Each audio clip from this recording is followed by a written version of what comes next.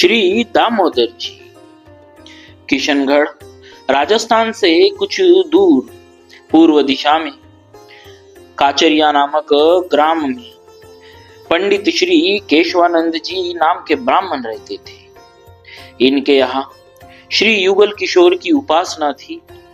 इन्हीं की कृपा से पंडित जी को दामोदर नामक पुत्र प्राप्त हुआ। पूर्व संस्कार के प्रभाव से कुमारावस्था में ही इन्हें वैष्णव धर्माचरण में निष्ठा हो गई और आप भजन पाठ में लग गए। पिता माता ने एक सुशील कन्या के साथ विवाह कर दिया।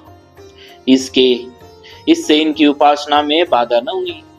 पत्नी भी पतिव्रता एवं भक्ता थी। एक बार आप पुष्कर राज को गए।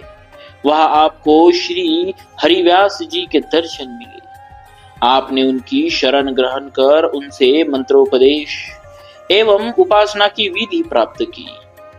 गुरु आज्ञा से आप घर आए। आपको एक पुत्र और एक कन्या हुई। यथा समय आपने उसका विवाह कर दिया। कुछ समय बाद पत्नी का स्वर्गवास हो गया। इससे आपका वैराग्य और भी दृढ़ हो गया। सापला ग्राम में आपकी लड़की ब्याही थी।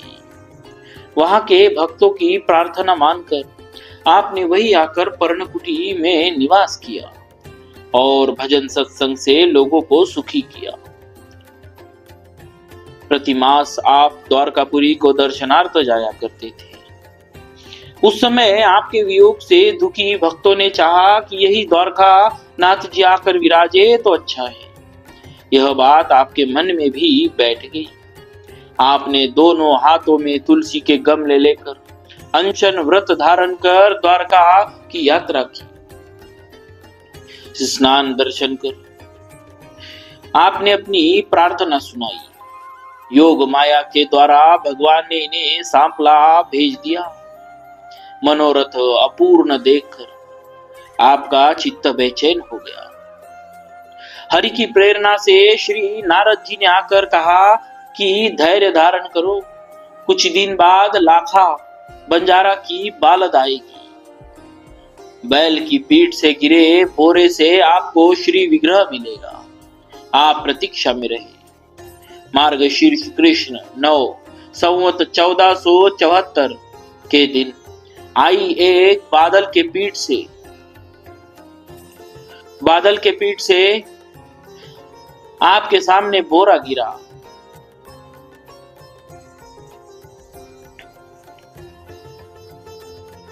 बालद के पीठ से आपके सामने एक बोरा गिरा। आपने दौड़कर बोरा पकड़ा और उसमें से श्री युगल किशोर जी, श्री बलराम जी की प्रतिमाएं प्राप्त की। इस घटना से ग्रामवासी एवं बंजारे सभी अति प्रभावित हुए। प्रतिमाएं पर्णशाला में पधराई गई। पश्चात लाखा बंजारे ने एक भव्य मंदिर बनवाया और सबों की ओर से सेवा पूजा का विशेष प्रबंध हुआ। आपने बड़े लाड़ चाव के साथ सेवा की। प्रति वर्ष भाद्र शुक्ल एकादशी को जल यात्रा का उत्सव होता है। श्री दामोदर जी की भक्ति के प्रभाव से जीवों का यहाँ कल्याण हुआ। ऐसे थे हमारे भक्तराज श्री दामोदर जी। बोलिए श्री दामोदर जी महाराज की जय। भक्तवत्सल भगवान की जय।